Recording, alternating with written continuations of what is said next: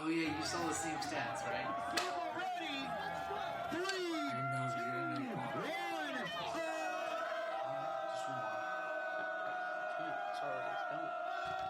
1. Anyways, we're now live with the Circle Up Prowl Weekly, episode 6. All right. Here we go. My name's Clay. Mine's Jay. I'm Justin. I'm drinking away and Drinking a little Yingling. enjoying the sorrows of the depressed Jaguar fan base. And a White Russian. Yes, and a White Russian from the great people over at Bold Bean and Ardwolf. Bold Bean Coffee, Ardwolf Beer. Spectacular. Yeah. And it's something awesome. Oh, it's so good. I got that to wash away my depression after watching that Houston game. All right. Salute the service. Yeah, they saluted the service, all right. That's about the one thing they did. Texas beat the Jaguars 24-21 for their first road victory of the season. So, what you're telling me is the Jaguars are good. What I'm telling you is, if you're having a hard time accomplishing something with your team, Bring them here. put Jacksonville on your schedule. And we'll get them fixed for you. Yep. Texas and Jags both have 2 wins at Everbank Field since October 2015. That's depressing. Yeah, that is depressing. It's also depressing that it's a division rival. That's even more Yeah, they're depressing. same wins as we do. Kareem Jackson returned the 9th. Blake Bortles pick 6. Interception, 42 yards for the first score of the game. And the Texans never trailed from there. Are y'all surprised that it took this long to get a pick 6? It was 9 games, right? This is first pick 6 of the year? Yeah. Wow. I thought he already had one. No, there's been a lot of bad interceptions, but that's the first pick 6. Yeah, so, I mean, there is progress. As minimal as it is, there is progress. Whatever you want to say. Thoughts on the game. Where are we at with Blake? Blake Bortles through 9 games. So, I really, really don't.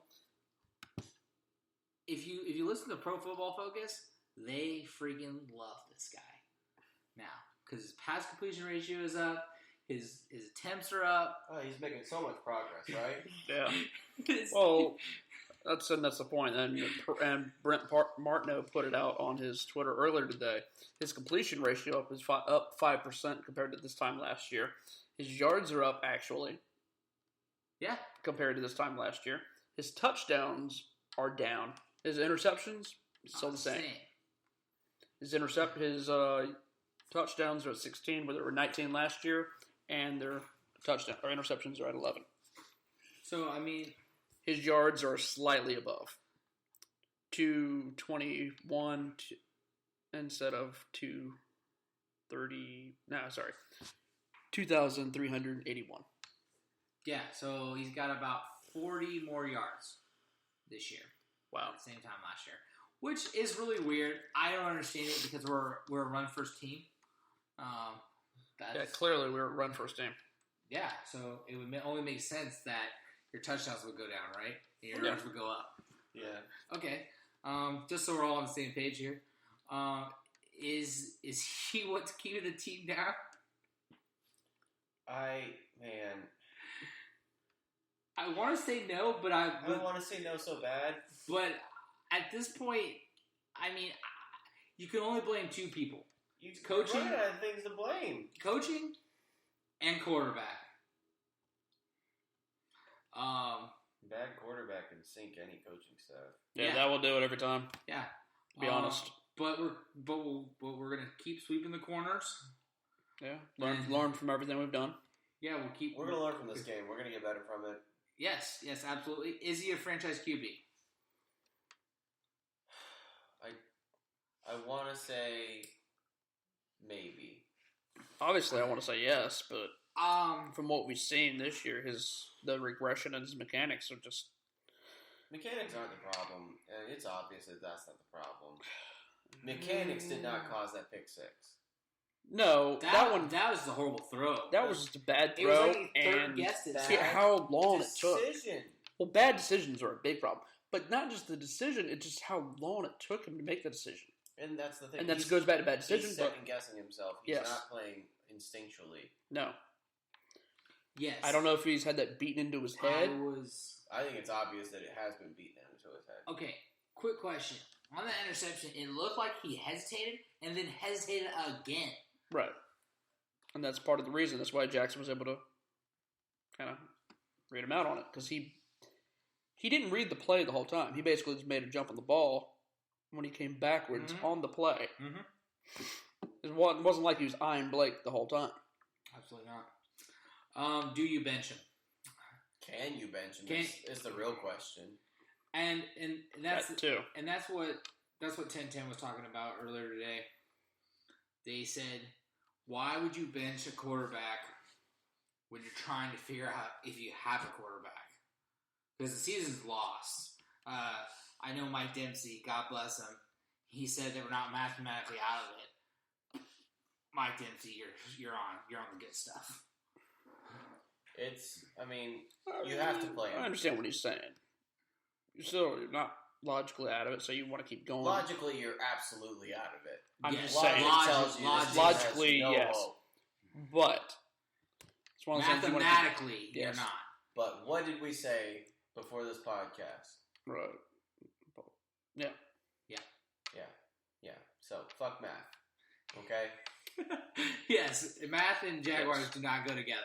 Are fans over it? Yes, fans are over it. Yeah, it showed a little bit on Sunday. Okay, especially about the fourth quarter. And what was your thought process on what would take it to get fans back? Anything?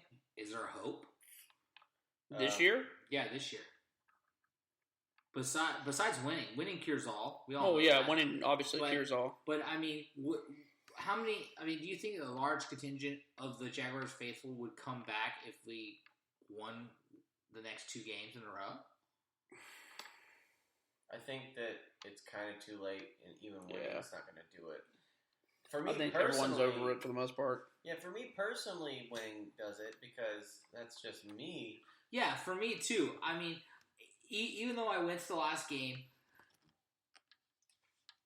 I went in there with no expectations to win at all. I actually expected to lose. By halftime, I was so energized and so pumped. I was like, bro, we're going to kill him. Yeah, I didn't feel like that. And I mean, I was so anti-pumped. I mean, I brought a Titans fan with me, so I mean, that tells you where I was at. But negative stoked. Yeah. The sad part is he was actually rooting with us, so I mean, that tells you something. But it doesn't really take me much to get pumped. If there's something to root for. No, I mean, trust me, I was rooting to the end. Yeah, I think. My voice was still hoarse. Oh, all right. Yeah. And Malik, you can shut the fuck up because we were loud, and we were fired up the last 4 minutes of the fucking game. There's 4 minutes. Louder than those fucking Houston fans. No, we were pretty loud most of the game. Yes. Yes. And I'm really surprised as many people showed up as they did, considering... No, the stadium actually looked pretty good. Until the fourth quarter, you started seeing people hustle out. I mean, we are diehards, a number of people I know, we all personally know, that are definitely diehards, have traveled to away games and other events with the team, are actually starting to check out. Yeah, it's true. There's nothing you can do. They still have tickets, still have season tickets. They're just not going to use them. Yeah. Some of them it's a protest. Some of them they just can't will themselves to go. Right. Well, that's a dangerous place to be. Even some actually show up to the tailgate and then leave and go other places. Well, football used to affect me differently. I guess it could have been an idol. And it used to really take the day and really trash the day. Yeah, it used to do that to each of us. Even when we lost and won, it was either like an emotional high or like a deep, dark depths low. And I just had to put that aside and just say it's just a game, regardless win or lose. And it doesn't feel as bad. Yeah, you got to find a point. You got to cut. My dad told me years ago, there's a certain point you just got to cut it loose. It is a game at the end of the day. As depressing or as happy you can get, it is what it is. Life goes on. Yeah, I haven't. The sun's going to keep rising in the east.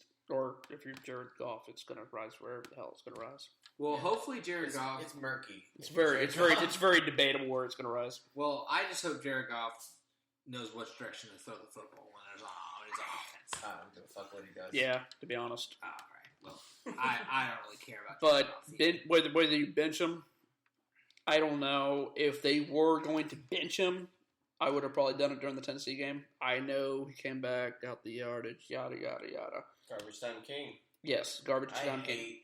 I hate saying this. Yes. Okay. But maybe he could have used a reset. All right. Yeah. I'm just for half a game and then put him back in. Okay. I'm gonna go out and say this right now. That last touchdown was not a garbage time touchdown. This past game was not a garbage time touchdown.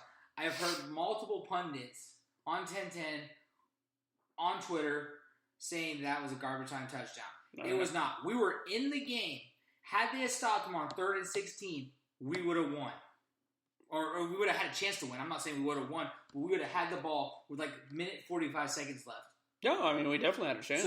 But then they gave up that 3rd and 16. Right. Yeah, to DeAndre Hopkins, I believe. That was like one of 2 passes that that's why. That's why everyone was pumped. Everyone's fired up in the corner in the nez. Because I mean, they were back there, had them where they should have been stopped. Yeah. So positives from this game. I mean, like there are. there? I can see the defense is getting better, but it's still leaky in moments. In crucial times at some points. Yeah. I mean, But they still held Brock to 99 yards. 99 it's not yards. a playmaking defense, though. No. They don't get sacks. They don't get turnovers. I do have one question, though. And this is something that I discussed with Clay about a couple days after the game that kind of confused me. Why aren't the Jaguars tearing the ball out? Like, I see Jalen. I'm not knocking Jalen. It's his style of play. He just grabs and tackles. Grab, tackle, and pull. Yeah. Like, that should be Jalen's taught. never been a big turnover. Yeah. Even in college. Even Prince. Grab, tackle, and pull. And Prince you also had a rough patch. And you also have to remember they're doing what the coaches tell them to do, for the most part. Well, I mean, hell, it doesn't take a rocket science to watch other teams do it. I mean, didn't we just watch it tonight? Well, when your coaching staff is like, look, don't give it the big play. Don't give it the big play. Don't give it the big play. Don't give it the big play. Whatever you do not give it the big play. And then we ended up giving it the big play. Well, we didn't really give up a lot of big plays. No, we gave him the big play when it mattered. That's my point. 16-yard pass isn't a big play, though. What I'm saying is, like, It's still in that intermediate area. if you don't wrap up and they bust it for a 60-yard touchdown, that's killer. And that is the thing. I mean, the fourth down, or the whatever that was, third 16, yeah. That still is a crucial play.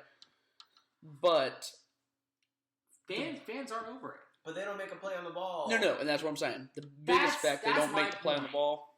They're not headhunters or ball hunters, ball hawks. Yeah, I mean, that's what I'm looking for. We got spoiled when we had Sheen because we watched a guy who would just like bait quarterbacks into throwing picks all the time. Well, I'm not even so much wanting a pick as much as I'm not even there. All I want is them to strip the ball. Anyone strip the ball. Hell, even Paul could do it. Jalen could do it. Prince could do it. Colvin could do it.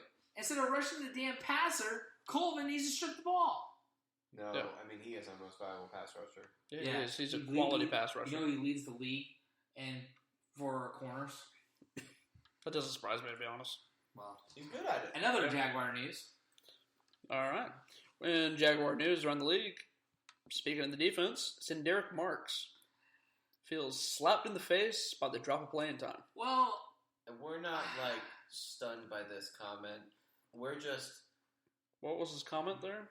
I've flat out done a lot for this organization. To be slapped in the face, I was on the sideline for the majority of the game. I didn't like it. I don't want to be a distraction. I don't want to sound selfish, but I want to be known. I'm not happy. Period. All right. This comment isn't about his specific comment. I don't think. No, I don't believe so. he has to know that his time is coming to a drastic end, regardless. I mean, you don't draft Sheldon Day and keep Derek Marks much longer. He's just a he, canary in the coal mine. He's letting you know just how bad that locker room is. Yep. When that leaks out from a guy like that, A guy of that stature, and that's done this much for the team. yeah, I'm not. It's just a leaking of a small little sieve.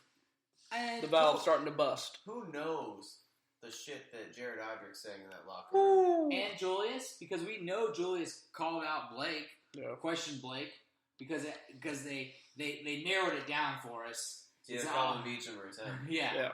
And Calvin Beacham, why would he complain? I mean, he's trying to get the money, right? Yeah. So, another sad news. Talon Smith leaves the team after brother is killed to be with his family. It was a sucky situation because I guess it was just a couple hours after the game. Yeah. He was shot to death. 25-year-old Brian Moore was shot to death shortly before 10 p.m. on Sunday night. Do we know why? Do we know anything? They said they found motive, but they've not released why. So not good situation all around. But we'll keep abreast of the situation. Do we have any live updates on Thursday Night Football? It's 23-3. New Orleans is It ain't getting prettier. It's No. not getting good. no. But yeah, the Sucks thing to that makes suck. the thing that makes this story more A little bit. There's a plus note, positive note. Wow. more emotional, silver lining, not couple like what within a day or two. Day, I think. His son was born. Yes, that was a nice little silver lining there, which is always good to But see. I can't imagine the emotion, just the high and mentally low. So obviously he's missed 2 practices, and they don't know if he's even going to play this week. Yes, because I don't think he's been back to the team facility. But he's been in contact with Gus, so there's that. Yeah, they said I believe it was Todd Walsh that said that basically we feel what he feels this goes with both of us, Yeah. or all of us. And in a little bit of college breaking news or update, the Houston Cougars are taking it to the Louisville Cardinals, 31-7.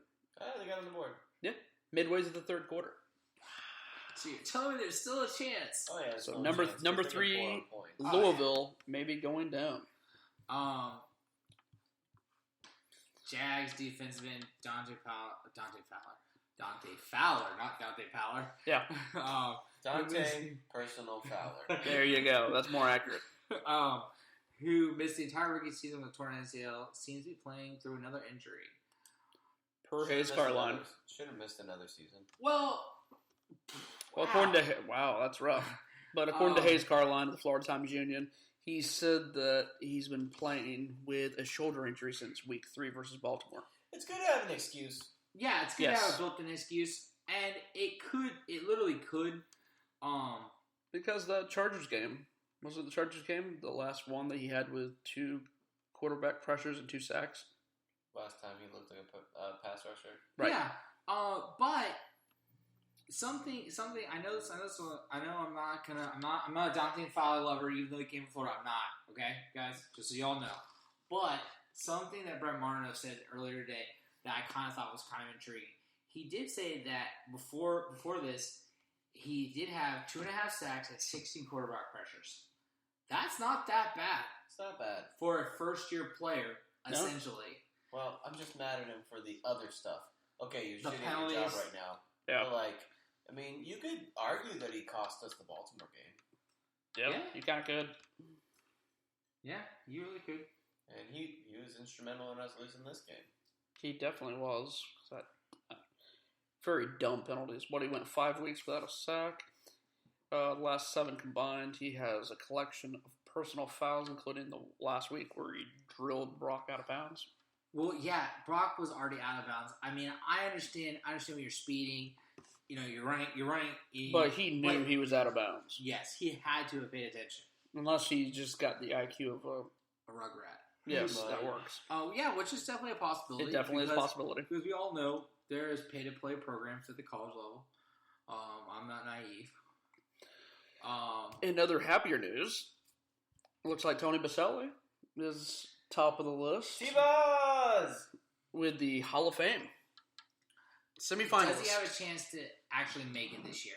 I think he has a better chance than he ever has. Yeah, because Every year that you get added to the list, you get a little bit closer, a little bit closer, a little bit closer.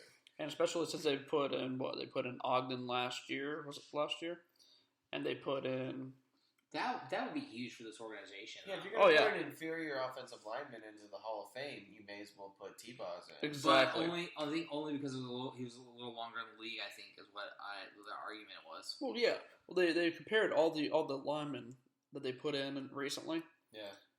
And Tony, I want to say it was Gil Brandt that did this, and basically said that all their pressures and everything, or sacks that they allowed, all their stats compared in the period of time while Tony was in the NFL and playing, Tony dominated. Yeah. Absolutely dominated comparatively. Is Bruce Smith in the Hall of Fame? I believe he is. I'm pretty confident he is. Oh, Bruce Smith is in the Hall of Fame? The Well, one maybe you should put the guy that shut him the fuck down in the playoffs. And yeah, like he didn't. He like towed him up the field like a sack of potatoes. Oh my god, it's like he wasn't on the field. I mean, I'm pretty sure Tony had to buy him breakfast the following morning. He neutralized Bruce Smith in Hall of Fame tackle, playoff debut. defensive end or whatever. That was amazing. Roughed him up, made him up. Yeah. And then all he did There's no reason he should not be. And then all he did was follow it up against the very best team in the NFL the next week. Yep. And then he just dominated for 4 straight years. He was the best tackle in the league. 100%. And even Gil Brandt was saying it last night. So we'll check out a little AFC South news. Colts, Titans play each other this week. Second matchup. It's in Indy, right? I believe it is. The Titans have won the last 4 of 6, averaging 33.7 points, and the Colts have won 10 straight versus the Titans. That magical Andrew Luck quarterback. Well, this is another situation where the Titans might just beat up on a bad team. Oh, yeah, absolutely. This is not me admitting that the Titans are a good team, because they're not. They're really not. In the playoffs, they're going to get their ass smashed. I don't know. I think they actually have a better chance of winning than Houston. Really? At this point, they have a pseudo quarterback, bro. His record is pretty not that bad. His record, sure. Who are you talking about? Tennessee, or are you talking about DeMarco Murray? DeMarco Murray? That's a running back. Yeah, also throws touchdown passes. Oh, you're right. Fair enough. Got him. But yeah, yes. He's going to be 6-4 after this week, I think. Pretty confident. Because the Colts game is going to be in Indianapolis. So, I don't know. Colts maybe will pull it out. Titans are on a roll. Win, but not because of, anything but chaos. Yeah, I mean, personally, if the stadium was to have an issue and just everything wiped out. I just wanted to all be a big, blurry mess in the AFC South. Like, they're all 7-9. Since we've already seen like a dozen ties or something. Yeah, they could tie. Maybe they can just end it a tie and make it really sucky. Give us more reason to hate this division. Let's look at that game coming up on Monday night. The Texans are heading down south to Mexico City. Pretty rad. It is. It is interesting. Well, it came out this week that someone in the Houston media asked Coach Bill O'Brien about taking an offensive lineman over Derek Carr in the 14 draft. He said, "We're good. We're happy with who we got." Yeah, I think at this point, I think you still got to tote the party line, right?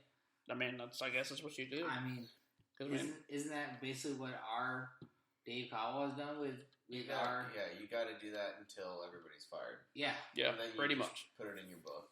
And you write a memoir. Yeah, that becomes a memoir because I can't wait for the. Let's be honest. Stories. I didn't even know who the hell Xavier Safu was, because that's who was drafted 33rd overall, just 3 picks ahead of Derek Carr. Well, hell, I mean, you could say that about us.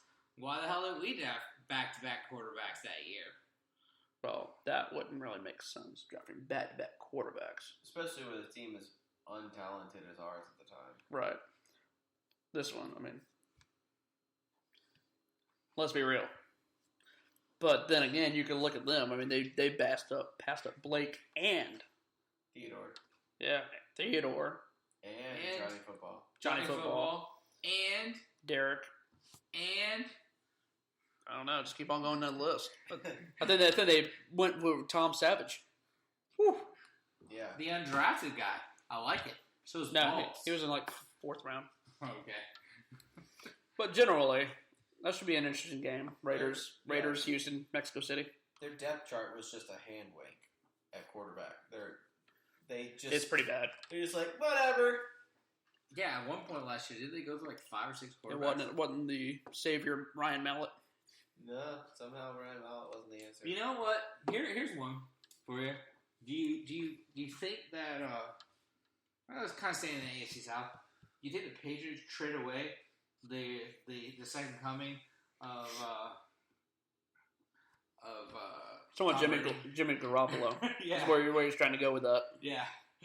to the Houston Texans. Definitely not Houston. I think the Patriots hold on to this one. Yeah. I'm figuring they hold on to Brisket instead. Why? Because Brisket's the newer quarterback. They just drafted him last year. Drafted the other guy 2 years He's ago. a lower priority guy. Yeah. I would definitely hold on to Jimmy G. Yeah, Garoppolo has potential to be a starting quarterback, where I don't think Jacoby Brissett ever has that. He might. I won't say he doesn't, but I would definitely see a more potential in Jimmy G than Brisket. He's definitely more elusive than Jimmy. They don't make him a better quarterback. Yeah, who cares about being elusive? I don't know. I mean, You want to be a better quarterback, not elusive. Vince Young was elusive. Yeah. yeah, but I guarantee He's eluding debt. I guarantee though, you put Blake Bortles up there and give him the hoodie. Pretty sure he's elusive to debt collectors. Blake Bortles is looking like a G up there. Wow. The hoodie. All right. With that, moving on to the game of the week ish. Jacksonville heading to Detroit. The Great Cat Rivalry. Yes. The only game anybody can talk about this week. The Jaguars have gone 5 games without forcing a turnover. The last being when Ngakwe intercepted Andrew Luck. In London. Oh, but by the way, there's a better home field advantage of this. That explains it all. Yep. But the Jaguars could have an NFL record if they don't force a turnover against the Lions on Sunday. They'll become the first team since the 1970 AFL-NFL merger to go 6 straight games without forcing a turnover. That is awesome. Why? Because Jaguars. That's why. Because Jaguars. How do you have a fumble off of a player's foot like that? Like we had in this past game. Yeah, just because Jaguars. That's exactly it. That's the most Jaguar shit I've ever seen in my life. Absolutely. I don't even know what to say. I appreciated the comedic relief, though. It was. We had a hard time in this country. The only thing they could have done was put some music up there. I mean, to go with it. If you could have bounced it off of or his helmet. Yeah. Yeah. Because it still wouldn't touch the he ground. bounces it off his helmet, and it flips, like, really high in the air, and then it's intercepted. That would have been funnier. Exactly. But it was pretty good. I just really wanted some music to go along with it, like Keystone Cops or something. Like a ding ding ding ding ding. At least that one wasn't a pick six. Yeah, I mean, there's that. Wasn't. And I think they went on to block it anyways. The field goal. Do you have any? Well, yeah, they missed like 2 or 3 field goals that game. Yeah. And the kicker still But that's a whole nother story. But do you have any expectations for this game, guys? Well, No, this is one. Absolutely not. I think Detroit's where we had one of our worst losses. do you have any good expectations for this team this year going forward? So we have expectations. There's sad expectations. They're depressing expectations. We expect this team to turn the ball over. We expect this team to find new ways to lose weekly. Yes. I expect to be drinking beer. I expect to be drinking beer. Good beer. I hope so. Full of turkey. That's a good plan. Yes. I don't expect anything good right now. Is it time to start looking at coaches? I thought it was time when they started the season. Yeah. That's only because I didn't like Gus last year. I know. It's kind of like draft talk. Like, you can start it, but you don't know what's really going to be out there. Right. Oh, It's very sketchy. Yeah, but you can get it. Okay, there's already rumors swirling around, and I love rumors, especially when it comes to football. You do love rumors, especially when it comes to football. Dear God, you're going 27 deep on this. Jim Bob Cooter is my vote. Well, I mean, just out of the ones that you throw up here on. There's a list in front of us, by the way. Yeah, there's a list. If you can't tell from Jason's awe and frustration and destruction.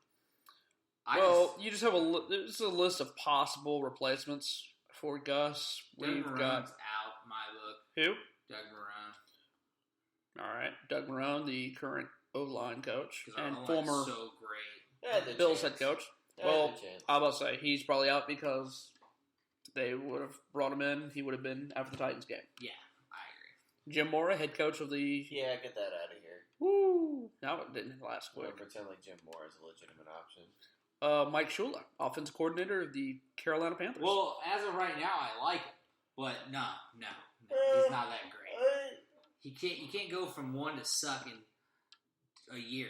And I don't think that being successful at coordinator means you're going to be successful at head coach. There's the Norv Turner effect. That is true. We've seen that too many times with Norv, but he did get a lot of the chances. Eagles. Terrell Austin, defensive coordinator of the Lions. We'll be seeing him this week. And speaking of the Lions, Jim Schwartz, which is he's with the Eagles now, currently defensive coordinator, former head coach of the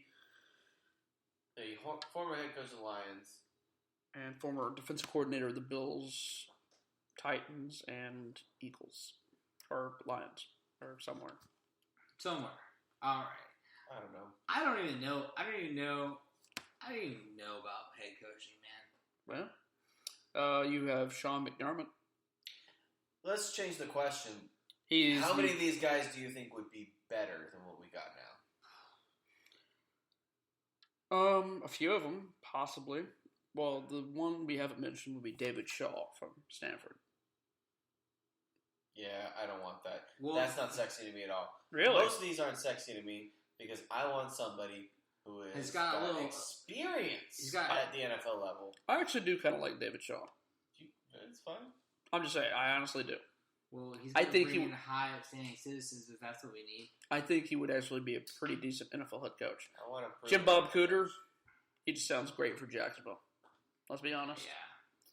It's fun to say. Yes. It is. McDermott, he's got the history from behind that John Johnson or Jim Johnson or whatever that we used to be in Philadelphia. Besides that, I'm not really sure if he's ready to be head coach. Josh McDaniels. He's got experience. He's got experience. He's under the hoodie. Like, mastermind. Yeah. But is that just hoodie magic? Right. Yeah. That's where it goes. Look at his coaching tree. It is bad. Yeah, his coaching tree is terrible. The only place his coaching tree is good is in the college ranks. Yeah. Because it's Saban. Saban, trash in the NFL. Yes. Greatest of all time in college. Some people have particular niches. Yeah. So, I don't know. On this list... And Darrell Bevel, offensive coordinator in Seattle. I don't know. Because he made the choice to pass instead of run. Screw him. Yeah, well... Yeah, don't Super give Bowl. him any jobs. So... Well, he still kept his job. This list doesn't have Marvin Lewis on it, and he might be on this list. Yeah. And so is the other guy up in Pittsburgh. Mike Tomlin is getting rushed out booed the building out. in Which that's nuts. That's nuts. That's to me. crazy. Well, they did drop from like 4-1 to like 4-4 or 4-5. Yeah, they 4 dropped 5. from a functional offense to not able to do anything on either side of the ball. It's pretty bad. But in all, man, I don't expect too many coaches to be fired this offseason. Besides, of course, the Jacksonville Jaguars head coach Gus Bradley. Is there anything more certain with this franchise than Gus getting fired at the end of the year? That's definitely. Now, what about Dave Caldwell? I'm still like, give me till week 17, then I'll be pissed off enough to fire Dave Caldwell. I mean, the way your GM goes, it's like when you pick that quarterback, you kind of set the timer on yourself. Yeah, and that's my thing. The GM goes as long as the quarterback goes. Like, and guess what? Quarterback ain't looking too hot. Napoleon had a great run in Indy.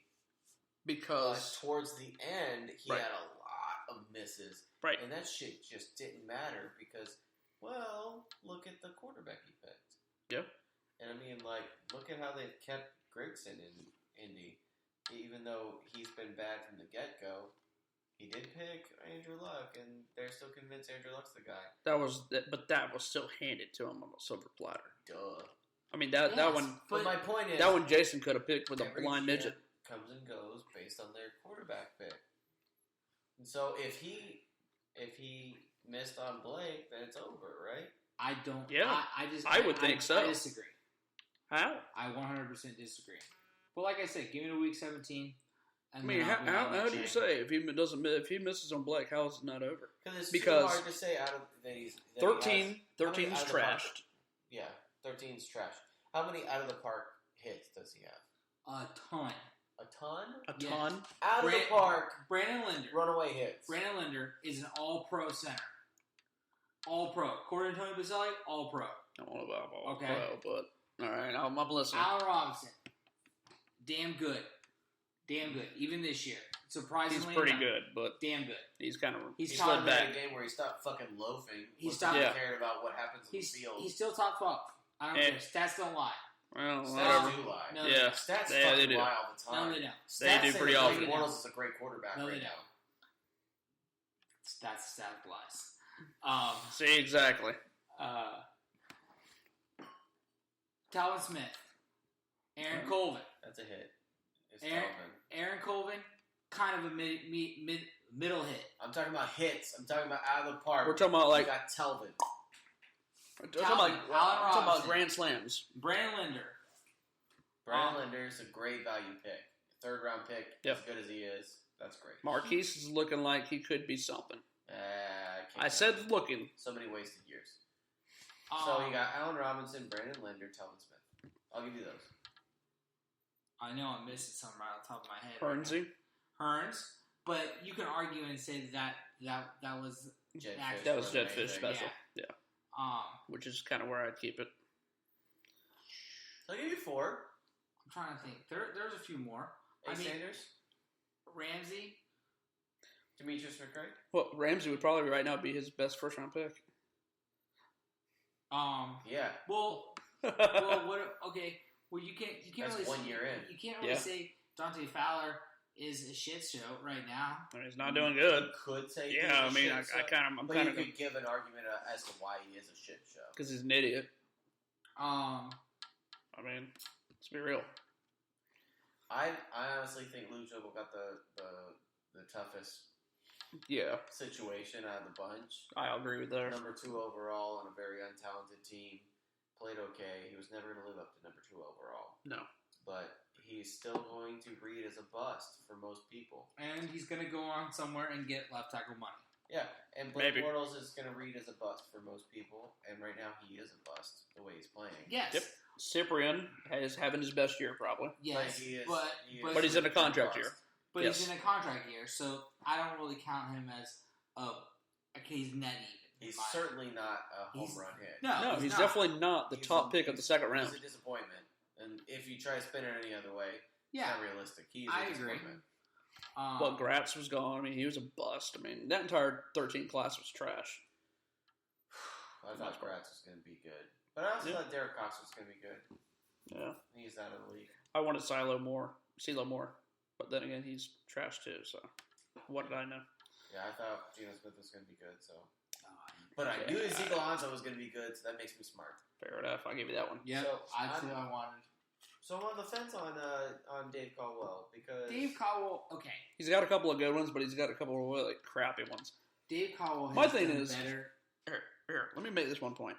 They've had a number of talented people in all these daggum senior bowls that they've done. The coaches have done. They've had a good number of players there. We were at the same article. Like Dak Prescott was one that they actually coached. Yep. Derek Carr, they actually coached Derek Carr. Exactly. So that's why they're so good, because Gus Bradley coached them. So I mean, I but understand. but it's like, you're good. We don't need you. I understand the frustration, but even saying even those five picks, those picks are really good. I mean, you're not. I mean, do you think we put up that kind of offense with Cecil Shorts last year? Do you think we can post those numbers? Or No, Mike Sims Walker? No. No, obviously the receivers are better. I'm not saying they're not. Dude, it comes down to the quarterback. I think And that's why I said I think he gets a year extension, just like Gus Bradley got this year for the following year, and he gets to choose one more quarterback, and it's a bust situation. But that's the point. You don't do a worse thing to your franchise than a 1-year extension for your GM. Exactly. Why do you want to extend your GM one more year to pick another coach? Yeah, the question isn't. Because I mean, he's the one that picked Gus Bradley. No, this will only be his 4th year, right? The question isn't. I thought he signed for a 5-year deal. The question isn't has he been bad enough to be fired. The question is, has he been good enough to extend him for a longer term? Does he get? And it's a tough argument. Well, think of it like a presidential candidate. Does he get a second term? I could do this. I can say this with Atlanta. Atlanta just extended their GM after extending him 1 year and 1 year. They extended him for 3 years. I mean, it happens. Yes, but Atlanta had something to moderately show for it previously. No, they didn't. They had one good player. Julio Jones was one good player, and Matty Ice. Okay, that'd be 2. Matty Ice, but I think. But they had a few more. I think they lucked into Matty Ice. No, I mean that's a good pick. That is a good pick because that was like number 3 overall. Yes, that's what I'm saying. They were suck. They were the suck to pick him at. He was not an automatic pick though. No, he wasn't. A lot of people didn't have him as wasn't top sure. lock. No, I mean he went to Boston College. It was But maybe he he could do it on the next level. He came into Harry Douglas. He came into Roddy White. That doesn't count. Okay. Couldn't build a defense. I'll give you that. No, but what I'm saying is they still accumulated some players along the way, draft-wise. I disagree. Well, the team still managed to go from crap while he was there to being a playoff contender every year for a number of years. I think the argument is equitable to Dave Caldwell, where did he do enough good to get extended? Right. I would say That's my point. No, that's my point. If you're going to extend that guy up there in Atlanta, I see no difference. I don't think they did anything smart in Atlanta extending that guy. No, I don't think so either. We have his protege here. And I'll agree there. Okay, But what I'm saying is at least he did a little bit more up there. I don't see what he did, bro. The He team- traded up to get Julio Jones. That's He gave away a draft. Yes, he did. Yeah. I agree. And that was dumb. That did nothing but fuck them even harder. I'm not really disputing that. So But what I'm saying take is- one of his great hits. And And he he is gave something up they draft trade to a get lot. it. yeah, and he Yeah. gave up a whole draft. I'm well aware of that. He gave up a Derek Harvey ransom. Yeah. And it paid off. That's the That's the Yeah. only reason it's good for him is because it paid off. I'm not saying he's a good GM. But The only has it thing really is paid off they've for him? had a little bit more to show for it. So, guys, That's it. You got a situation where you have a guy in Jacksonville who has not had a Julio Jones level hit. That's my point. You don't have a Matty Ice level hit. Nope. You've got good value picks. You don't. Thank think, you. This don't is where think- I'm back to. you don't You're think making my that- point. You don't think that Allen Robinson? How quick you guys are off Allen Robinson? Last year, oh man, we got our number one. Oh man, we got our number one. Oh man, we got our number one. Both of you guys. I said he should be a number one. No, both. No. Both of you guys told me I was on the fence about him. At the end of the year, you guys convinced me that he was the number one. I said he should be played number like one. one He last plays year. like the number one. Okay, You asked me what's if the he difference wasn't. between this year and last year? For fuck's sake. God damn it. Is he playing on a Julio Jones level, buddy? No, he's not. No. No. He Okay. never has. He's There you good. go. He's very good. And Okay. he is our one. And that's the difference. You've asked multiple times, is he playing like a one? Okay, he can no, play like a no, one. no, you guys don't get to do this. Is Well, he we're a being 1 serious. or is he a 2? Is he R1 or is he a legit NFL 1? Oh, That's I the mean, question. That's not what you. That's not what you were asking. That's the question. Now you He's guys are splitting R1. fucking hairs. Well, I mean, I'll that's, get pissed. this is the question you were asking. Is he a 1 or a 2? But Okay, you were he's asking- a fucking 2 in the goddamn NFL. He's a fucking 2. I'll say that right now. Oh, move Allen Robinson to London. Well, he's done. He's Yeah, fuck him. Well, Get him out I of here. lump it. this Ship is him up. sentiment I can get behind. Fuck Allen Robinson. I hadn't said it on this podcast yet. Wow. He had a great game. Hey, great game, Allen. I know you're not listening, but fuck you for your London comments still. And I didn't mean to get that fired up, guys. You got me a little excited. And I'm It doesn't really take down much. on Allen Robinson. Oh, because 2 minutes, he 47 pissed me minutes. off. Yeah, I mean, we're still going. But Hey, you still make us mad, Jaguars, so apathy hasn't fully set in yet. No, that's a good point. Silver Apathy linings. is still not totally there. Give High five for silver linings. rid of Silver Dave linings. Caldwell. High five for silver linings. Oh shit! Drink a beer, silver linings. Now we're fast forwarding the clock for 3 more years. Awesome. And that's my whole thing. I think Robinson's good. Good, but he's not great. He's not Julio Jones great. He's not Des Bryant great. He's not AJ Green great. Okay, hold The on. end. Hold As on. we The learned- end. As we learned from Blakely Bortles, you don't go based on 1 year declaring greatness. A receiver, a quarterback, some will take you to a certain point by themselves. You see what I'm saying? Julio aspects. Des aspect. AJ Yes. Green aspect. And some quarterbacks to a point. They will raise the level of the play around them. Yeah. That is what I thought I'd see out of Blake. Because that one, now I will say this, we are recording, we are live. That one I told you from the get-go, I thought we would see out of Blake. I have not wavered on that. Because that's what I saw out of UCF. Granted, you're talking college. But I seriously thought he would be one of those players that you would watch, that the talent would just rise around him. That Yeah. you would see in some of the players in the NFL. That's why I was stoked about having him. Well, I mean, But I was the never problem is, stoked on him. you never- but I grew to like him. But I haven't seen that here. I've Well- seen that in a few points, You saw but him not in a whole game. when he I've never plays seen him instinctually. carry us. When he plays instinctually, Yes. he's a lot of fun to watch. Yes, he can I be. feel like he hasn't played instinctually all year. No, he hasn't. But I've never seen him. Closest it was the Colts game. Yes, that one I'll give you. That's the Closest one. Yeah, I can. But I can see agree him with that. actually rise up and carry the whole team? No. No, it just doesn't. Well, like you said, could it be the wide receiver that does that?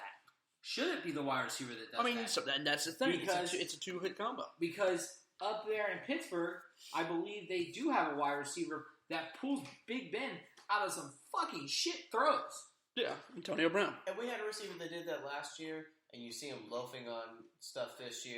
That's yes, the I, thing. I- trying his and hard this year. I agree. I do There's a agree. difference. I do agree. I don't know if he's And just frustrated. I don't know if he's just tired. Didn't I ask you Right. previous sessions?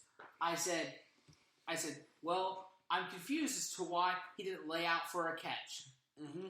Right. Whereas in the past he has. Right. We talked about a couple of games ago where he should have laid out, but instead he didn't. And the other one, he did lay out when he should have. Basically, it's like, what kind of effort are you really putting in?